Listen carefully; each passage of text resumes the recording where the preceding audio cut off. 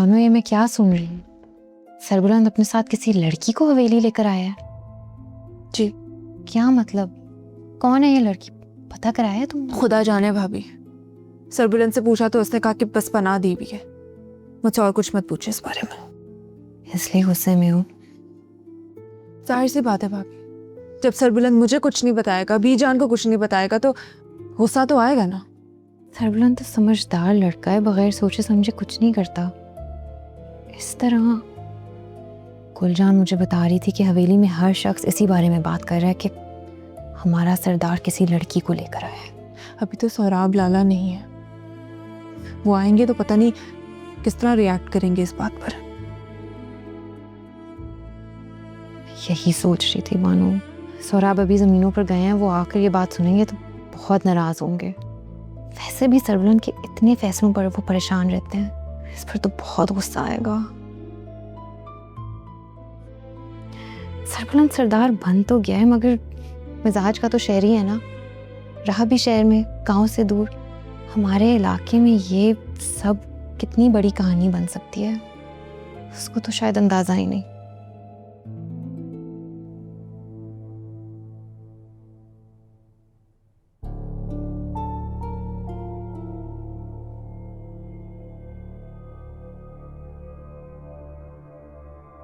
आपको खान जी ने बीजान के कमरे में बुलाया है।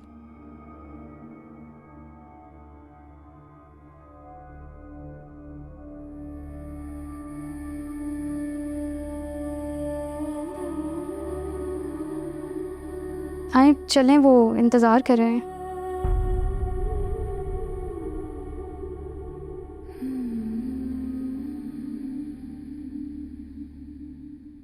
बस कुछ दिन वो यहीं पे ठहरेगी। हाँ हाँ हाँ, बस यही है जिंदगी, खुशी और गम साथ साथ। आ जाओ। बीजान, वो जरमाला बीबी आ गई हैं। हाँ हाँ, तो अंदर लाओ ना। आओ बच्चे, आ जाओ। तुम्हें भेजा, मैं जमीनों पे जाता हूँ। घर से जाओ। ख्याल रखें। वापस इधर आओ ना, मेरे पास बैठो।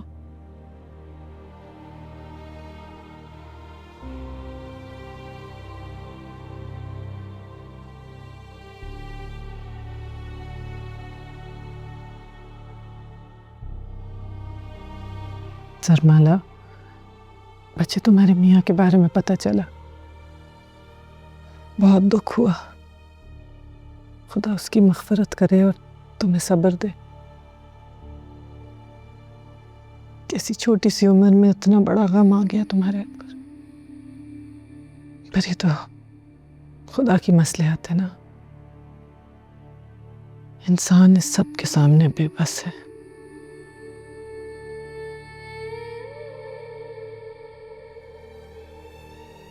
हौसला करो बच्चे,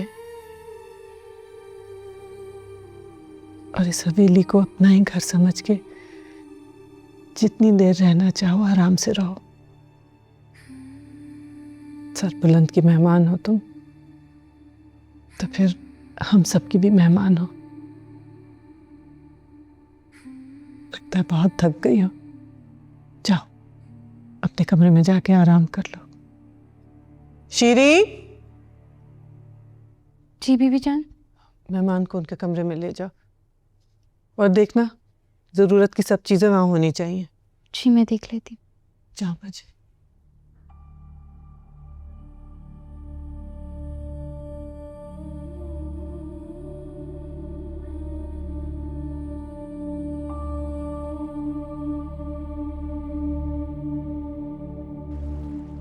चावल की फसल इस साल अच्छी आई है गुलजमान। जी खान जी। मुझे लगता है पिछले साल का जो नुकसान था वो शायद बराबर हो गया। ये आमिर साहब ने कंफर्मेशन लेनी। जी खान जी। खान जी, अगले साल मुनाफा भी आ जाएगा। ये पेन। ये सोहराब लाला, ज़मीनों पर से कब वापस आए आप? अभी भी। और आते साथ एक नई बात सुनने को मिली है।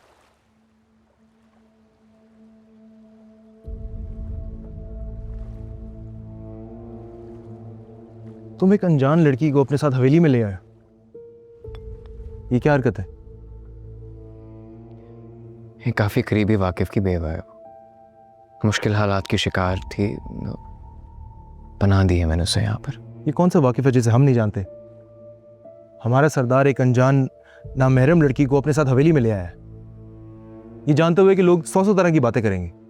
कोई मसलहत है इसीलिए लेकर आया हूं सोहराब लाला।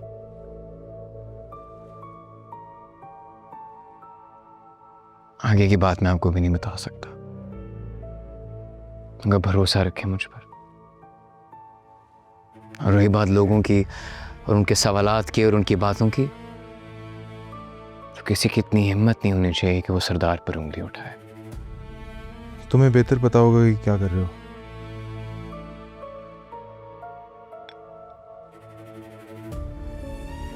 कि मैं तो ये समझने की कोशिश कर रहा हूँ कि तुम चाह क्या रहे हो।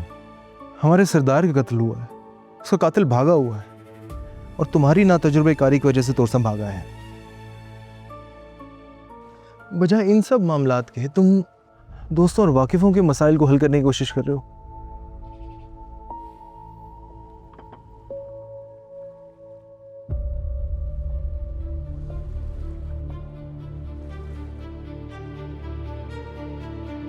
पता नहीं क्या चक्कर है, सरबुलंद लाला किसी लड़की को उठा के हवेली ले आए हैं। खान जी तो बहुत गुस्से में गए हैं उनके पास। नाराज हुए क्या सोहराब लाला खान जी पर? हाँ तो और सुना है दोनों में आपस में बहुत बहस भी हुई है। अब हवेली का सरदार किसी जवान लड़की को साथ ले आए, बात है भी तो गलत। बीबी जान भी परेशान हुई होगी ना? तो बहुत परेशान है, पर से सुबह से बानो बीबी का भी मुंह उतरा हुआ है। अब खुदा खैर करे सरबुलंद लाला का कोई गलत चक्कर ना हो उस लड़की। रात का खाना बनाने के बजाय तुम लोग यहाँ पे खड़े होकर बातें बना रही हो। बस बीबी खाना बन बस गया। समीरजादी, बातें कम और काम ज्यादा। और शेरी, क्या तुम बात हर वक्त इधर से उधर करती रहती हो? बानो बीबी बिल्कुल ठीक कहती है भाभी नूर, तुम्हें मैंने ज्यादा ही सर पे चढ़ा लिया। अब एक लफ्ज तुम्हारे मुंह से और निकला ना किसी के खिलाफ तो जिंदान में फेंकवा दूंगी मैं। और आप सब भी ये बात कान खोल के सुन लें, काम पर ध्यान दिया करें। तेरे की बात उधर करते रहते हैं हर वक्त। जल्दी जल्दी काट के दे दो मुझे शीरी, इसमें डाल दो।